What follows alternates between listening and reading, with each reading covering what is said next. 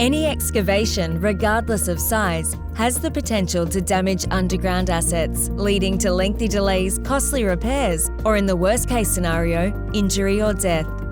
So the Australian Standard 5488 was created to determine the quality of any underground asset location. Chances are, if you're following Before You Dig's 5 Ps, you're already following what's set out in the standard. But here's a quick video giving you a breakdown of the different quality levels. Quality Level D. Quality Level D, or QLD as it's normally called, is information you're able to get from maps or records provided by Before You Dig. This level is an important first step because it gives you an indication of what assets are likely to be in your danger zone. However, it's still considered the lowest level of control because it only provides an approximate location of the known assets, keeping in mind not all assets are shown. Once you've reviewed your maps or plans, further location work is still needed. Quality Level C. QLC is the process of going on site and cross-checking your plans against any clues that might suggest the location of underground assets.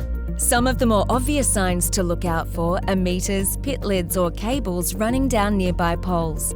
From there, you should be looking for any further evidence that underground assets are in the area, like covered-up trench lines or inconsistencies in the ground, as this could be a sign that assets that aren't shown on your maps could be impacted by your scope of work.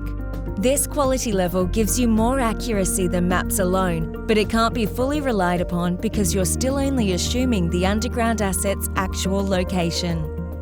Quality Level B. Quality Level B involves bringing in a certified locator to give a 3D representation of where the known or identified underground assets are located.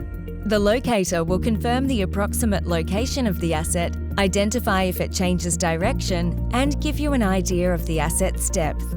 You should also use this time to direct the locator's attention to any areas of concern you picked up on in the previous step.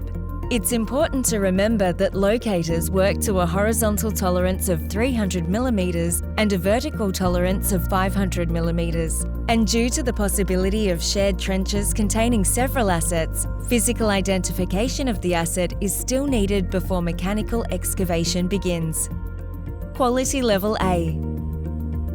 QLA consists of physically identifying the exact depth and alignment of the asset and is the only level of identification where the asset location is considered validated.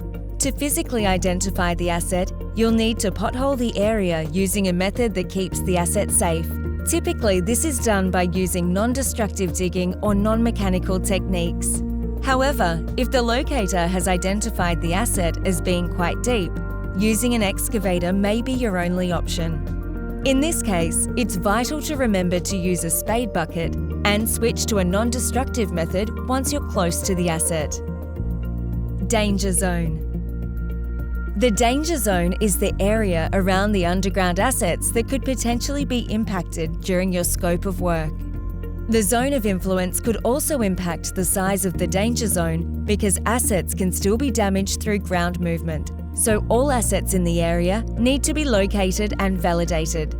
To keep yourself and any underground assets protected, it's best practice to use a combination of QLD and QLC.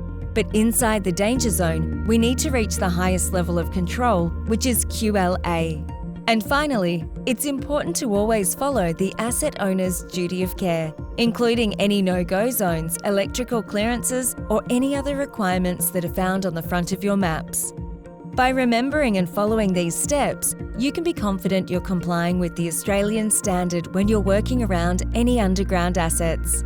Always remember the first step in safe excavation. Visit www.byda.com.au and lodge your free inquiry.